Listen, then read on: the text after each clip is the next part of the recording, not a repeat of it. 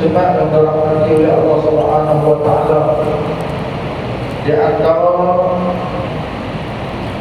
salah satu kelebihan yang ada di dalam bulan Ramadan yang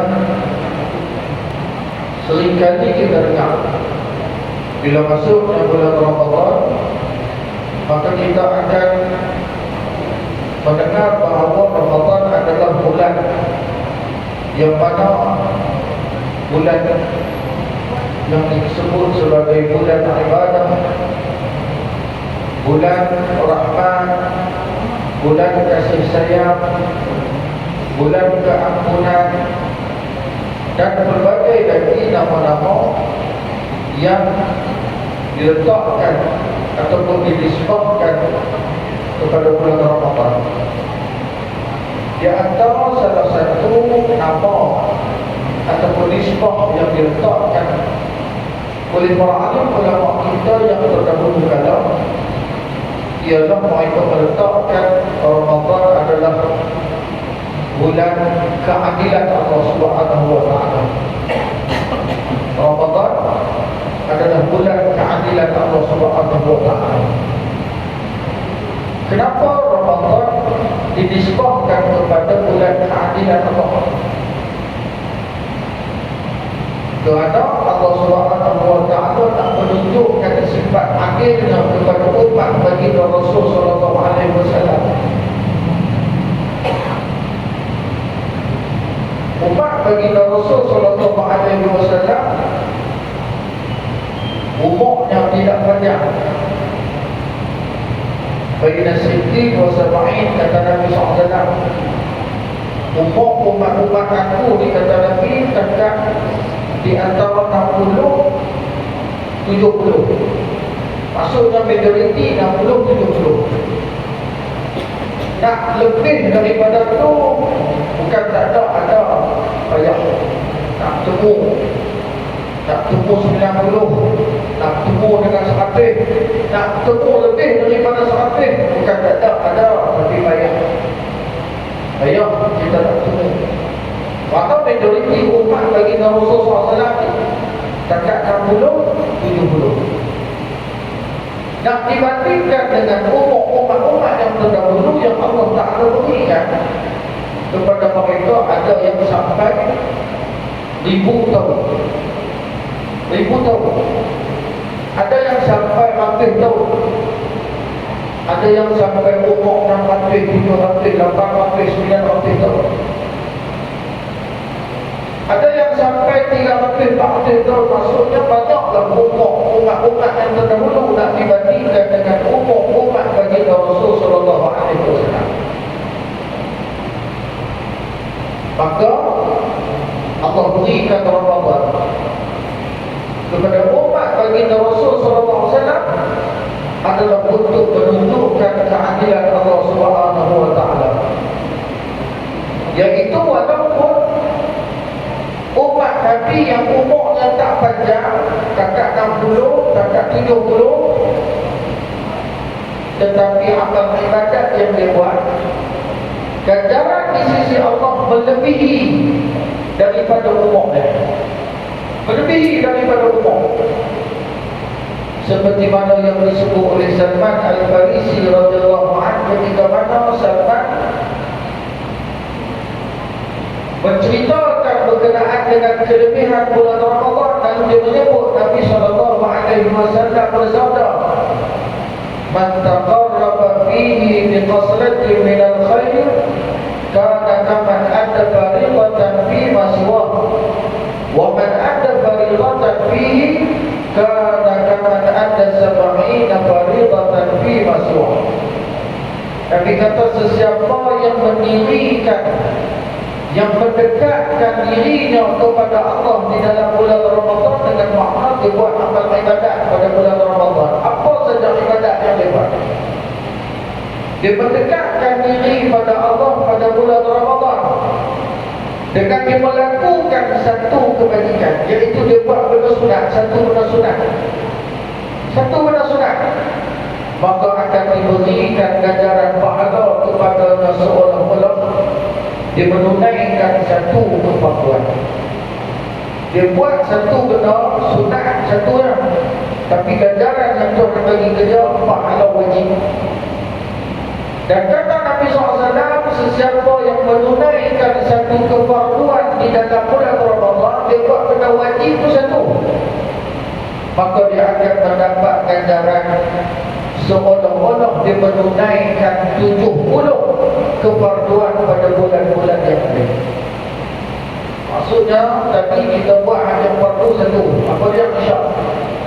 Kita buat di dalam bulan Ramadan, kita mendapat ganjaran seolah-olah macam kita sembahyang isyak 70 kali. Ganjaran yang tak diberikan oleh Allah Subhanahu wa taala. Padahal umur kita ni sikitnya, tapi ganjaran yang tak diberikan oleh Allah Subhanahu wa taala itu cukup banyak. Sebab tu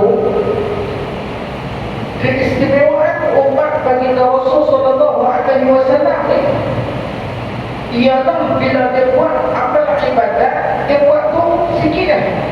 Dia buat benda tu kecil dah, tetapi ganjarannya cukup besar. Sehingga kan ganjarannya macam tak masuk di akal dengan apa yang kita buat. Macam tak masuk di akal. Contohnya macam ada Sahih Imam Muslim, Imam Bukhari, berkenaan dengan kelebihan orang yang sembahyang mayat. Sembahyang mayat ni hukumnya fardu kifayah ya. Fardu kifayah, kita tahu fardu kifayah. Maksudnya kalau ada orang lain dah buat, kita tak buat. Pasal orang dah buat kan? Pasal dia adalah fardu kifayah. Tapi Nabi sebut dalam satu hadis, Nabi kata siapa yang sembahyang mayat, maka akan diberi ganjaran pahala sebesar bukit Uhud. Ganjaran pahala sembahyang mayat ni sebesar bukit Uhud. Bukit Uhud bukan kecil, besar. Lengkap bukit Uhud tu lebih kurang 11 kilo ke 12 kilo. Lengkap bukit Uhud tu 12 kilo. 12 kilo. Dan kelebihan yang ada pada bukit Uhud tu, Nabi kata siapa yang nak melihat ahli syurga, tengoklah bukit Uhud, kerana bukit Uhud akan berada di dalam syurga Allah Subhanahu wa taala. Menyebabkan kalau kita fikir di akal lah, sembahyang mayat ni tak takbir pun, tapi kelebihannya yang cukup besar. Di antara amalan-amalan yang ada, amalan-amalan yang ada, ibadat-ibadat yang ada pada umat baginda Rasul sallallahu alaihi wasallam, dia buat tu sikit kan, tapi kelebihannya cukup besar di sisi Allah Subhanahu wa taala. Sehingga ada ulama-ulama kita membahaskan, ada ulama kita bahas, kata kalau kita nak sembahyang mayat, malam ni ada satu sembahyang mayat, contoh lepas pada sembahyang isyak kita nak sembahyang mayat. Tiba-tiba kita baru main, orang nak sembahyang mayat lah, kita baru main, kita tak sembahyang isyak lagi. Sembahyang isyak tu fardu. Sembahyang isyak tu fardu wajib. Kita main-main ni orang nak sembahyang mayat. Ulama kata perlu bagi dia dan didalakkan bagi dia untuk mendahulukan sembahyang mayat sebelum dia nak sembahyang isyak. Sampai tahap tu, padahal dia tak sembahyang isyak lagi tu, dia dah sembahyang isyak kan, tapi pasal apa disuruh sembahyang mayat dulu? Kerana hak mayat. Hak mayat. Padahal kalau dia tak sembahyang mayat pun tak apa, sebab orang tu pasal orang ada orang tak sembahyang. Tapi kelebihan malam katakanlah lepas pada sembahyang isyak kita sembahyang sama-sama, habis pada tu tak sembahyang isyak, kita nak sembahyang ba'da isyak, nak sembahyang ba'da isyak, tapi orang nak sembahyang mayat, sunat bagi dia sembahyang mayat dulu baru dia sembahyang ba'da isyak. Padahal kenapa jadi macam tu? Kan yang nak katakan tadi, amalan yang sedikit tetapi ganjarannya cukup besar di sisi Allah Subhanahu wa taala. Antaranya ibadat-ibadat yang ada di dalam bulan Ramadan. Di kelebihan yang Allah Taala bagi kepada umat Nabi sallallahu alaihi wasallam yang tidak ada pada umat-umat yang terdahulu. Tak ada, umat-umat terdahulu tak ada. Tak dapat macam mana kita dapat keistimewaan yang paling besar sekali yang ada di dalam bulan Ramadan ialah Lailatul Qadar. Lailatul Qadar yang mana kalau kita coba siapa yang buat ibadat satu je kita buat ibadat satu sahaja dan malam itu adalah malam Lailatul Qadar, seolah-olah dia sudah beribadat kepada Allah khairu min alfi syahr, lebih baik pada 1000 bulan. 1000 bulan kalau kita coba matematik jadi 83 tahun. Satu dia buat apa? Contoh dia buat apa? Sembahyang. Dia sembahyang 2 rakaat. Contoh 2 rakaat. Dan ditakdirkan malam itu malam Lailatul Qadar. Malam Lailatul Qadar. Maka seolah-olah dia sembahyang tu tanpa berhenti lebih kurang 83 tahun.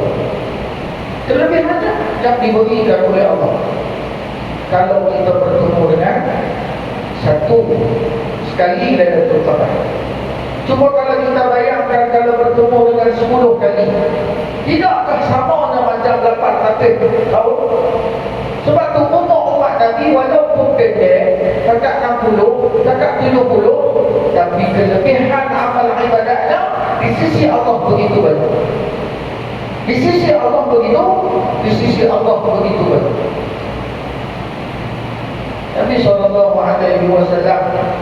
sebut dalam satu hadis sahih, Nabi kata bersahurlah walaupun dengan sedeku ayam. Pasal apa Nabi SAW suruh kita sok? Pasal apa Nabi suruh kita sok? Sedangkan sok ni sunat dia tak sok pun tak apa. Tapi Nabi kata bersahurlah walaupun dengan sedeku ayam. Ambil ayam minum, Bismillahirrahmanirrahim minum.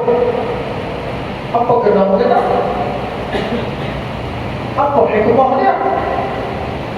Mungkin barangkali bagi kita nampak orang yang bagi sok dan kita yang sok ni, hikmah dia esok siang kita ada kekuatan. Itu hikmah. Esok siang kita ada kekuatan. Tapi bagi ahli ilmu, mereka melihat pada hadis baginda Rasulullah SAW, kenapa baginda Nabi SAW suruh kita sok? Ahli ilmu dia tengok pada ni. Sebab tu ahli-ahli ilmu dia cukup besar, jangan tinggal sok. Sebab apa? Karena mereka melihat kelebihan yang ada pada sahur tu bukan hanya untuk bagi kekuatan pada siang hari, tetapi waktu sahur itu sendiri adalah salah satu kelebihan yang cukup besar. Apa kelebihannya? Yang pertama, ini ahli ilmu sebut. Yang pertama, sok ni dia terjadi sebelum terbitnya fajar. Sahur terjadi sebelum terbitnya fajar. Sebelum terbit fajar bila? Subuh. Kata kalau subuh mungkin 6 subuh. Jadi terbit saja fajar, maka habislah waktu sok. Sahur itu selesai. Jadi kalau pukul 6 subuh kita panggil pukul 5.30. Pakai pukul 5.45. Jadi masa itu masa sahur. Kita tak apa-apa, kita hanya bangkit minum seluruh ayam seperti mana yang disebut oleh baginda Rasulullah SAW. Kita bangkit minum seluruh ayam, Bismillahirrahmanirrahim, minum. Kalaulah ditakdirkan malam itu ialah malam Lailatul Qadar, seolah-olah kita baca Bismillah 83 tahun. Seolah-olah. Sebab tu sok dia jangan tinggal sampai habis puasa. Sok jangan tinggal sampai habis puasa. Sebab apa? Sebab kita tak tahu tak mana, celah mana hak jadi Lailatul Qadar tu kita tak tahu. Celah mana hak duduk Lailatul Qadar tu kita tak tahu. Tapi Lailatul Qadar ni akan terjadi dalam satu malam. Satu malam di dalam bulan Ramadan. Malam mana? Wallah malam. Cuma Nabi hanya sebut tahawwaru Lailatul Qadar, carilah Lailatul Qadar pada 10 malam yang terakhir. Tapi pasal ahli ilmu dia suruh kita sok mula daripada awal. Kerana bila kita dah biasa bangkit sok, esok yang tak 10 hari yang terakhir tu menyebabkan akan timbul kebiasaan bagi kita. Jadi biasa. Menyebabkan kita akan bangkit untuk besar. Tapi kalau nak tunggu, nak tumpu 10 yang terakhir itu saja, menyebabkan kadang-kadang mungkin barangkali kita akan terlepas. Mungkin barangkali kita akan terlepas. Kita bangkitlah. Hari yang ke-20 kita bangkit, hari 21 kita bangkit, 22 kita bangkit, 23 mungkin huyuk. Boleh jadi 23 huyuk, 24 huyuk, 25 huyuk, 26 lagi pula. Boleh jadi macam tu. Huyuk di sini bukan dengan marah, masuk dan jaga-jaga semua orang. Tapi bila orang yang sudah biasa, dia dah biasa kan ni, dididik daripada awal Ramadan bangkit esok, maka sudah menjadi kebiasaan kepadanya untuk dia bangkit bersahur, walaupun dengan sedekah ayam. Hatta bersahur itu sebenarnya adalah ibadah. Walaupun dia bangkit minum ayam tak baca bismillah sekalipun, dia sudah dikira sebagai ibadah di sisi Allah Subhanahu wa taala. Dan takdir malam itu Lailatul Qadar. Tidakkah itu satu kelebihan? Sebab tu boleh puasa ke, tak boleh puasa ke? Macam orang perempuan ada yang tak boleh puasa dengan sebab kedatangan air, tetap bangkit sahur. Tujuannya apa? Imam Sayyidi sebut dalam kitabnya. Imam Sayyidi kata golongan yang menerima Lailatul Qadar ni ada 2 jenis. Golongan yang pertama ialah golongan yang dia tahu kata malam tu malam Lailatul Qadar. Tuhan bagi kelebihan dia tu. Tuhan buka hijab saja dia nampak. Dia tengok ni malam Lailatul Qadar. Tapi walaupun dia tahu kata malam tu malam Lailatul Qadar, dia tak kerti nak cerita lagu mana. Tak boleh nak cerita. Tak boleh nak cerita. Dia tahu tapi ikut tak buka mulut ni malam Lailatul Qadar ni. Dia tak kerti nak cerita. Tapi dia tahu. Ada tak tentang atas dunia ni kita tak kerti nak cerita? Ada tak atas dunia ni kita tak kerti nak cerita? Kawan kita dulu masa dulu orang semua dulu ada kawan dengan orang putih contoh lah dengan Pak Saleh benar-benar. Lepas tu bila dah masing-masing dah bekerja habis lah, dia pun balik ke negara kita contoh negara ataupun dulu kita pernah pergi negara Nepal. Lepas tu kita betul-betul hubungan bila main dalam canggih ni ada Facebook dan sebagainya, jadi friend kita contoh macam tu. Bila jadi friend kita main nama musim tarian, kita pun takkan dapat tulis sedapnya buah tarian tulis buku lah. Dia pun komen dengan kita, buah tarian ni rasa apa? Kita nak apa mana buah tarian rasa apa? Kita kata buah tarian ni rasa manis. Manis nak gula lain dengan manis tarian. Nak kata guna manis guna, nak cerita guna, tapi nak cerita. Kita kata tarian ni lemak tu mana? Tak boleh. Melainkan dia kena main hak rasa sendiri, orang tahu. Lepas tu ada benda, atas dunia ni, ada benda hati kita tak mampu nak cerita, tak mampu nak buat guna, tak mampu. Padahal dah lalui begitu kita, tapi tetap tak mampu nak cerita, tak mampu. Dia tahu kata malam ni malam Lailatul Qadar, dia tahu. Tapi dia nak habaq ke orang tu, dia pasti nak habaq ke mana. Tapi dia dapat Lailatul Qadar. Satu, kata Imam Syafi'i.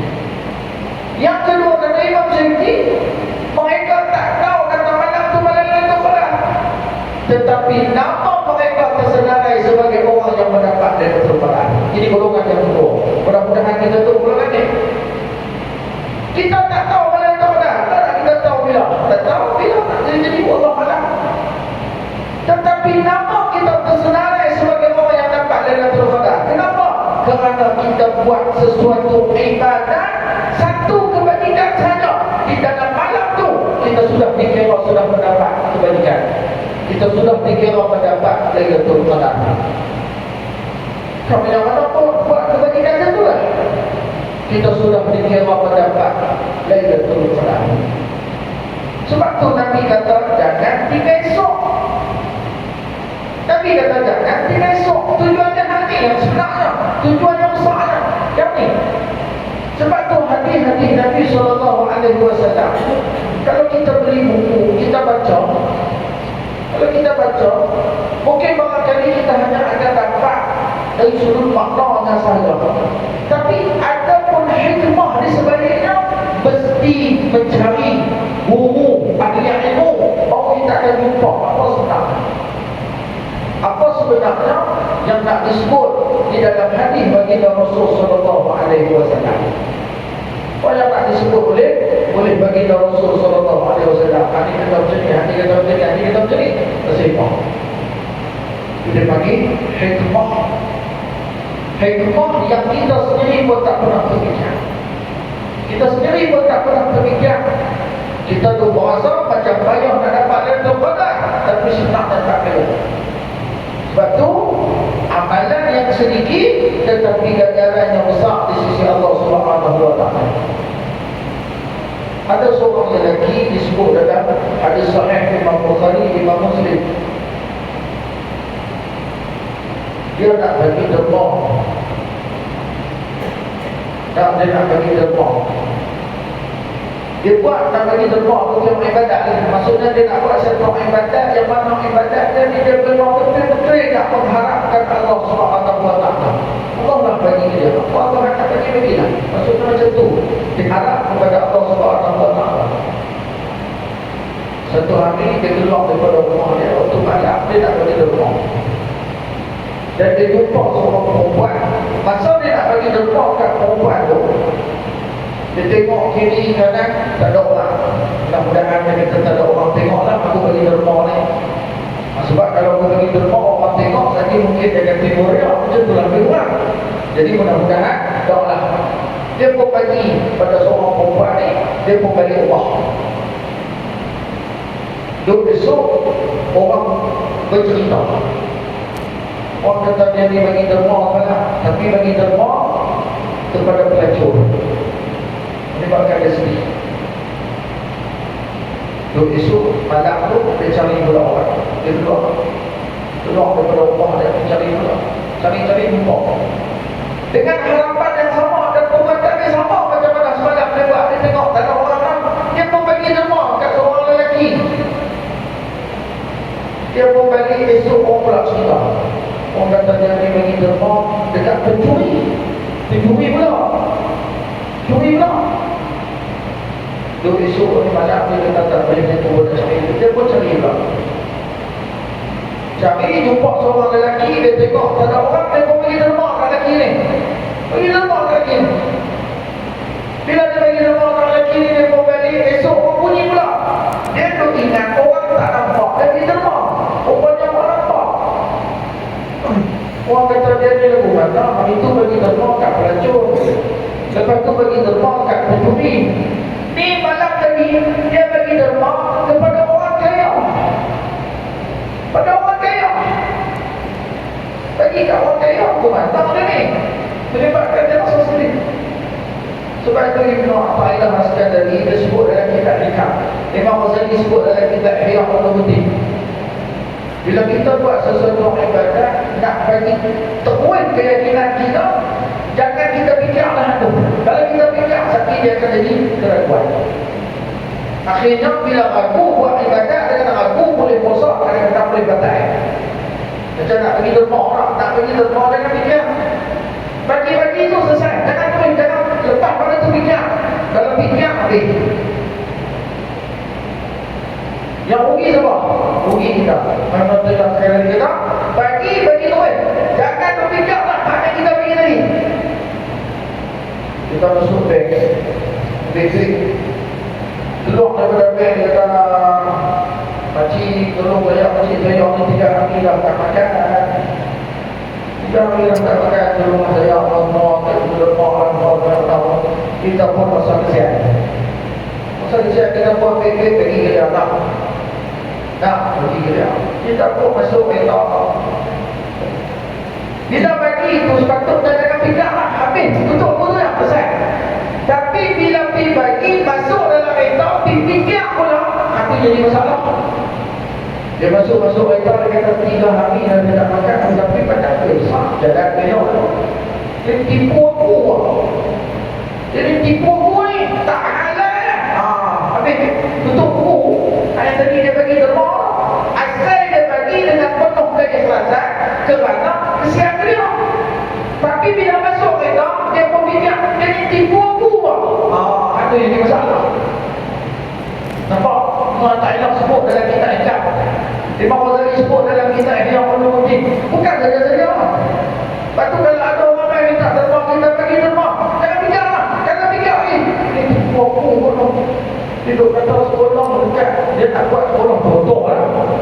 Jadi nak buat tahfiz dekat ni apa nama kita pun bagi. Tapi kadang-kadang tu fikir tahfiz dekat kampung aku tak nak tengok pun tahfiz apa. Dia fikir akhirnya apa jadi? Rugi siapa? Rugi kita pergi bagi duit dia. Hak kita pergi bagi duit dia, tak rugi siapa? Rugi kita.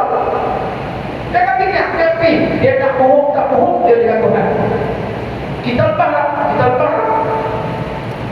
Ni macam hamba Allah tadi ni. Kalaulah dia tahu kata hamba Allah tu kaya, agak-agak dia nak bagi tak orang kaya tu? Kalau dia terlampak lagi dia, tak kaya. Tapi dia bagi dengan keadaan dia pun tak tahu siapa dia ni. Dia pun bagi. Esok ni, bila orang cerita dia pun tahu. Lah aku bagi ke orang kaya, silap aku. Dia sedih. Lalu dia pun terlena. Lalu dia bermimpi berjumpa dengan seorang lelaki dalam mimpi dia.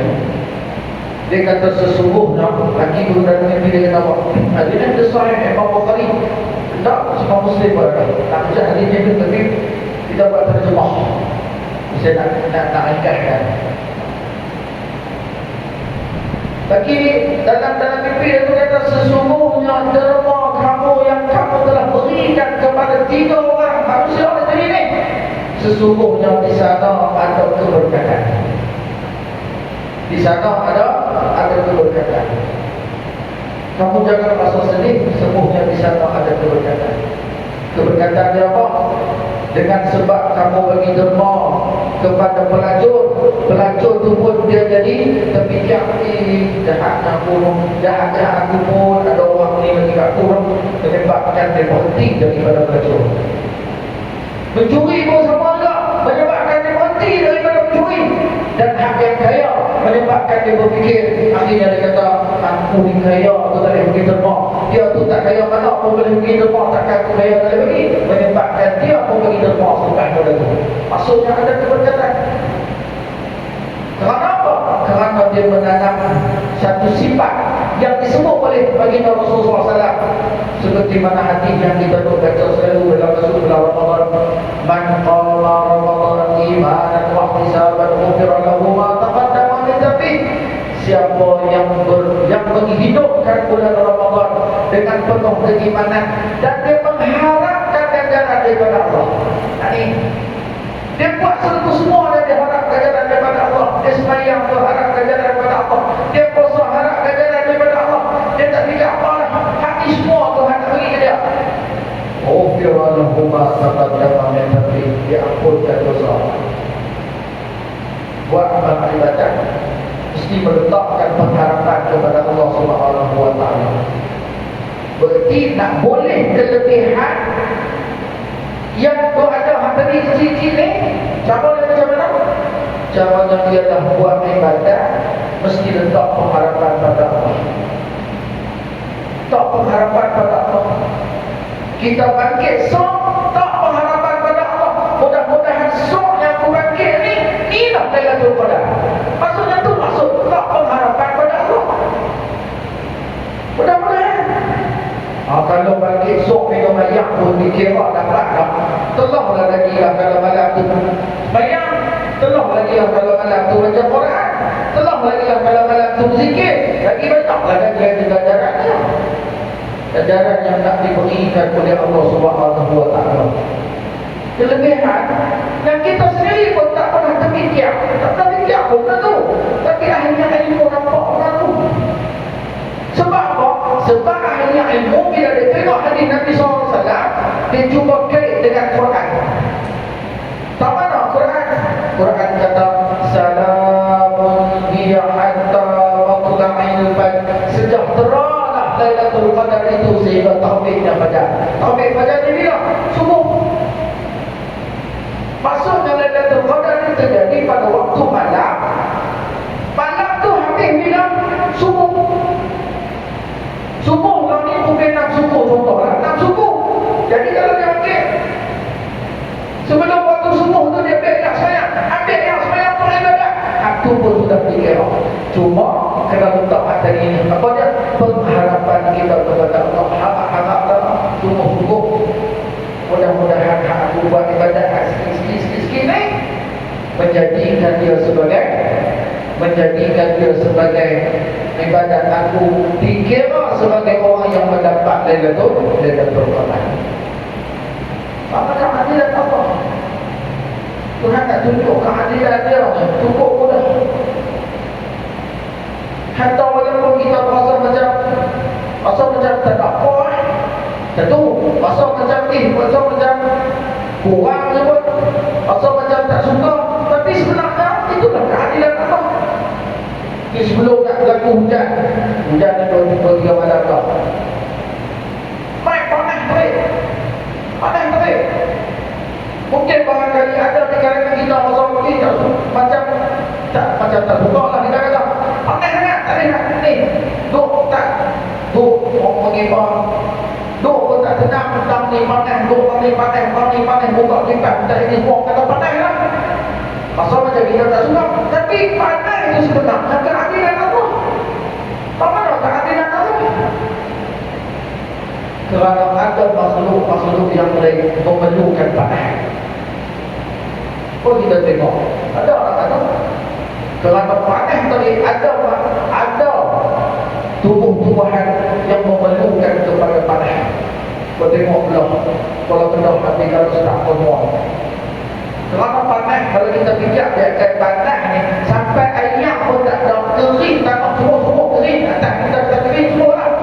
Tapi macam mana pokok yang ada tepi jalan, orang kata pokok sakura. Pokok sakura pun pokok pasal mereka bisa pergi pun tengok rumah pakai sakura. Pun nama sakura lah pokok pun. Hak warna biru, hak warna merah, hak warna putih, hak warna ungu, sikitnya cantik jadi. Keadilan Tuhan tak menunjukkan keadilannya. Tuhan tak menunjukkan keadilan dan di sana ada hikmah yang begitu besar yang kita sendiri pun tak tahu. Pada kita nampak tak elok. La taqrabu syai'an wa huwa khairul lakum. Kita berkata macam tak elok untuk kita, tapi sebenarnya baik untuk kita. Tak semua pun kena panas, tak duduk dan sebagainya, tapi sebenarnya satu hikmah ni mana? Ahli ilmu dia nampak berlaku. Kerana semuanya dia bercakup dengan Quran dan juga hadis baginda Rasul sallallahu alaihi wasallam. Sini muslimah yang dirahmati oleh Allah Subhanahu wa taala. Itu ada kita hadis baginda Rasul sallallahu alaihi wasallam yang dikarang oleh para ahli ulama. Dia ambil hadis yang menceritakan amal ibadat yang sedikit tetapi ganjarannya cukup besar di sisi Allah Subhanahu wa taala. Antaranya apa? Antaranya macam sembahyang qabliyah subuh.